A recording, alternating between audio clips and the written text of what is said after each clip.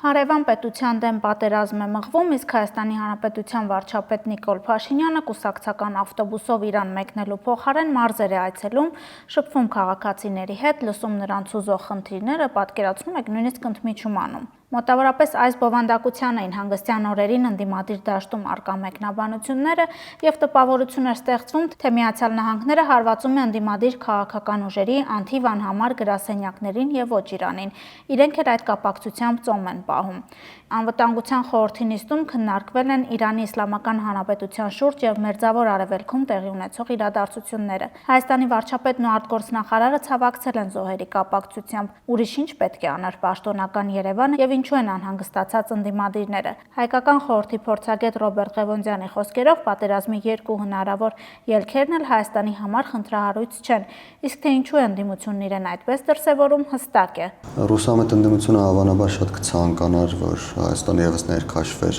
եւ քաոս ստեղծվեր, որովհետեւ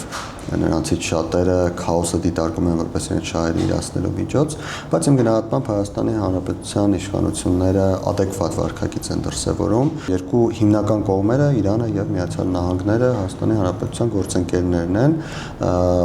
Իմ գնահատմամբ հավասար կարեւորություն ունեն Հայաստանի Հանրապետության համար, առավել եւս որ ես չեմ վախենացել, որ արդյունքի առումով պատերազմի երկու ելքերից յուրաքանչյուրը Հայաստանի Հանրապետության համար խնդրահարույց չէ։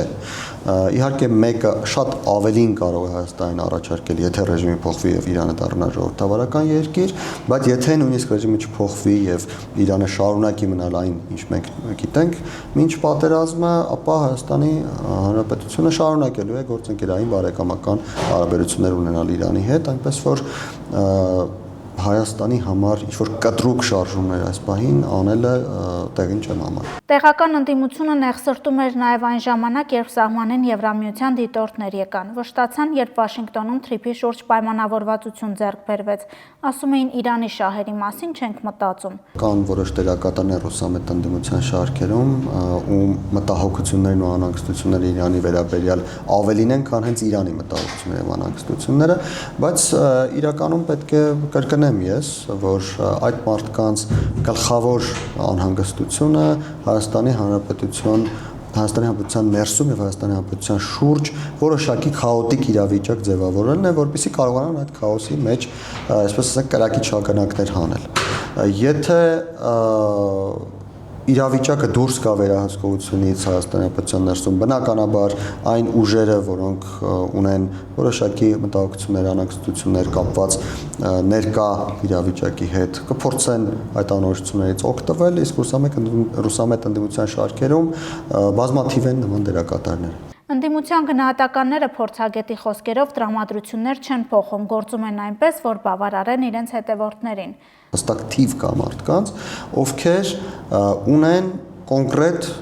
հակաիշխանական տրամադրություններ եւ նրանց մի հատվածն էլ, որը նորից հստակ քանակական չափանիշներ ունի, այդ հատվածն էլ ունի կոնկրետ ռուսաֆիլ հատկանիշներ։ Այսինքն այս մարդիկ խոսեն թե չխոսեն, քննադատեն թե չքննադատեն, Հայաստանի իշխանությունների գործողությունները բացասական լույսի ներքո ներկայացնեն թե չներկայացնեն, այդ մարդկանց քանակը հաստատուն է, այդ մարդիկ իհարկե բավական ակտիվ են, ակտիվ փոքրամասնություն են կարելի այսպես բնորոշել, եւ այդ մարդիկ շարունակելու են իրենց ակտիվությունը դրսևորել, շարունակելու են ցույց տալ, որ իրենց դիրքորոշումը ընդդեմ իշխանությունների է, շարունակելու են ցույց տալ, որ իրենց դիրքորոշումը դեպի Ռուսաստան է։ Իրանի շուրջ տեղի ունեցած իրադարձություններով ամենաշատն անհանգիստ է նորաստեղծ մի քաղաքական ուժ, Ուժեղ Հայաստանը, որի անունը զարմանալի զուգադիպությամբ նման է երկրորդ նախագահ Ռոբերտ Քոչարյանի նախորդ ընտրությունների կարգախոսին։ Ուրախացել են, որ Արտաշատում մի խանութպան վարչապետին ներս չի թողել։ Ուժեղները ժամանակին այլ կերպ էին վարվում։ Մեկ այլ ձևակերպում էլ կա, որը հանրային դաշտում չեն ներկայացնում, բայց անձնական շփումներում շատ են օգտագործում, դա ժողովրդի հայր հասկացությունն է, որը գալիս է ռուսական պատկերացումներից։ Նման մոտեցումներ կային, ինչպես դուք նշեցիք, Քոչարյանի խոսույթում, բայց ոչ միայն Քոչարյանի խոսույթում, ընդ որում ոչ միայն 2021 թվականին, 2018-ից սկսած Ռուսամետ հակումներ ունեցողներ եւ հատկապես Ռուսաստանի հետ կապ ունեցող քաղաքական դերակատարներ խոսում են ժողովրդի հայր կամ ուժեղ առաջնորդ ունենալու մասին, որը կարող է գալ ձեռքը խփել սեղանին եւ հանրապետությունում որևէ մեկը չի կարողանա իրեն թույլ տալ ինչ-որ մի այլ բան, բայց չի կարողանա որևէ մեկը թույլ տալ ինչ-որ մի բան, որը խնդրահարույց լինի հասարակության համար, որովհետեւ այդ դեպքում նրան կմտցնեն ինչ-որ մի դալան եւ ոտքերը կկոտրեն։ Այսինքն